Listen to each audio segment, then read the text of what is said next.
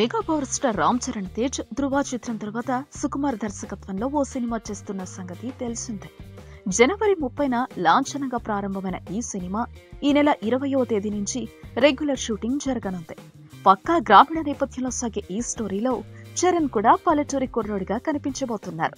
అయితే ఇది వరకు ఏ సినిమాలో కనిపించని విధంగా ఈ సినిమాలో చరణ్ కొత్త లుక్ లో కనిపించబోతున్నట్లు తెలుస్తోంది.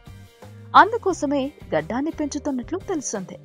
నిన్న విజయనగరంలోని చెరుకుపల్లి అవంతి ఇంజనీరింగ్ కాలేజ్లో జరిగిన జాతీయ యువజనోత్సవంలో ఇదే లుక్ తో పాల్గొన్నారు.